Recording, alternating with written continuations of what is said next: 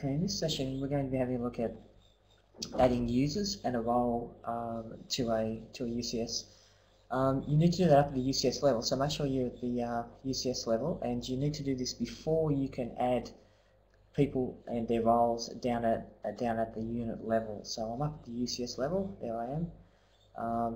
I can see that you can see that I've been through the initial planning stages already. It's been completed and approved by devs, and I'm at the been through the I have approval for the authority to progress. That means I can now go ahead and add the people that I want to add to the UCS who are going to be working on the different parts, and then I can, once I've done that at this level, I can then go down to the unit level and assign people. So the way that happens is I want to, for example, I'm at the compliance stage. In this case, I want to look for Kath. So I'll just do a quick search for Kath, and there she is. So you type in the user's name that you're looking for, and then you assign the role you want for that user. I'll just go through the acronyms quickly. SM will have changed to PGM by the time you see the system. That means Program Manager. So that's the highest role. The next level down is a Project Manager. So that's myself. You can see I've got a PM because I've my name there.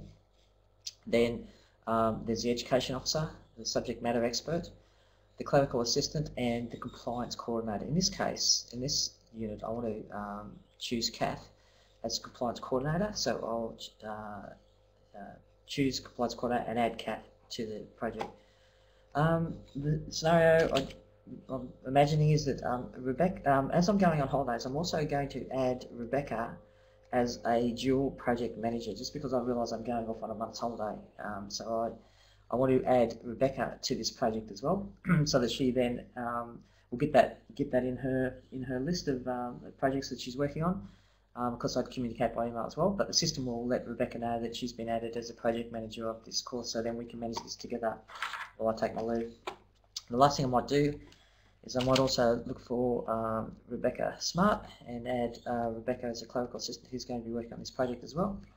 So now I've got my basic team together. If I needed to, I could add comments here that I will be on leave from then to then, and Rebecca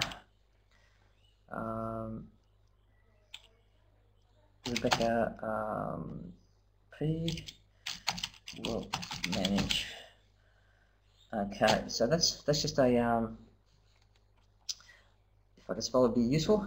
That's just a note that I've added to the course, so that so that'll be now tracked that I've taken leave and ends Rebecca, not end.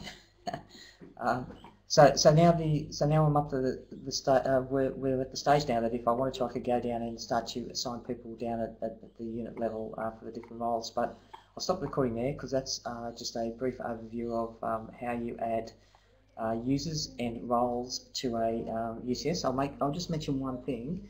You can add people to multiple roles at this level if you need to as well. So for example, Kathy, I might also want to add Kathy as a subject matter expert, because Kathy is an expert on this. I should have used Tracy there, that I suppose, for music.